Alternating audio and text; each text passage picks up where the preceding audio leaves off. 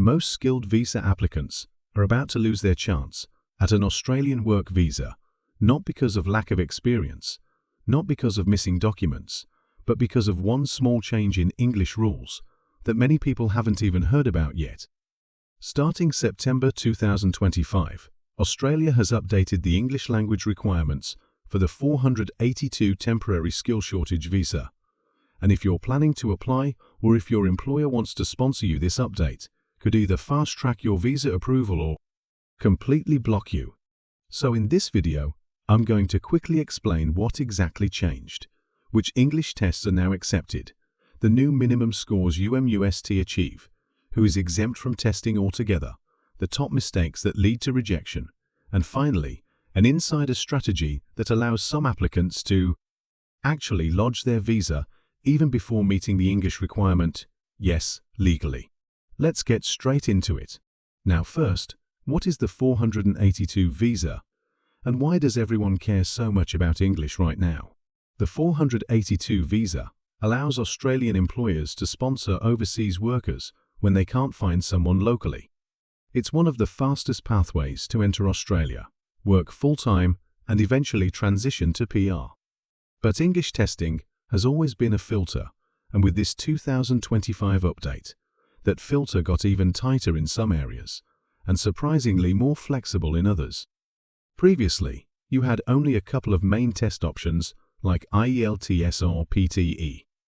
But from September 2025, the government has expanded the approved list to include IELTS Academic or General, PTA Academic TOEFL, but only the newer version, as scores issued before 2024 may no longer count Cambridge C1 Advanced, the OET Occupational English Test, which is excellent news for healthcare and medical professionals, and even the Duolingo English Test, but only for certain visa streams, so don't assume it's a free shortcut. But here's the catch, just because more tests are accepted doesn't mean it got easier. Some tests have higher equivalent difficulty levels, and some applicants are already choosing the wrong one. So, listen carefully. If you're planning to take IELTS, you need at least 5.0 overall, with no band under 4.5. For PTE, you need 36 overall and no skill below 30. TOEFL IBD requires overall 35, with at least 4 in reading and listening, 14 in speaking, and 15 in writing. OET requires a grade B in each section, and Cambridge C1 requires a minimum of 154 overall. These are non-negotiable. Even if you score 90 overall on PTA, but fail in one component, visa refused.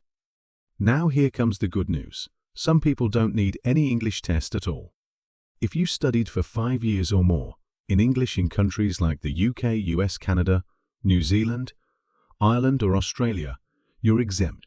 If you hold a passport from the UK, US, Ireland, Canada or New Zealand, you're exempt. And if you're being sponsored under certain labor agreement streams, your employer may be able to request a concession. Alright, quick check-in moment. Which English test are you planning to take right now? IELTS, EEE, Duolingo, or OET? Drop your answer in the comments, because I'm replying to as many people as possible. Now let's go over the biggest mistakes that are killing applications. Number 1. Expired test results. Your English test must be less than 3 years old at the time of application. Number 2. Choosing the wrong module. For example, taking IELTS Academic when you only needed General, or taking PTE Core instead of PTE Academic. Number 3. Applying without knowing your stream's specific rules. Duolingo is not valid for all applicants, so don't gamble. And number 4. Waiting too long to book your test. Some centers are booked out for months, delaying your whole visa plan. So here's my helpful comparison to make life easier. If you're good at speaking but struggle in writing, PTE might be your best bet because it's computer scored and often more forgiving in structure. If you're in healthcare, go straight for OET because it is designed for medical professionals and has role-based scenarios. If you need faster booking, Duolingo could be quicker, but only if your stream allows it. And if you've already been preparing for IELTS, don't panic and switch at the last minute. Consistency beats confusion. All right, now for the bonus insider tip I promised. If you're already in Australia, on a student visa or working holiday visa, and your employer is ready to sponsor you for 482, you can actually lodge your visa application even before meeting the English score, as long as you've booked your test and can show confirmation. This allows you to secure your place in the processing queue while still preparing. Most applicants have no idea this option even exists. So let me ask you this: do you plan to apply for the 482 visa from inside Australia or offshore? Let me know in the comments. I'll guide you based on your situation.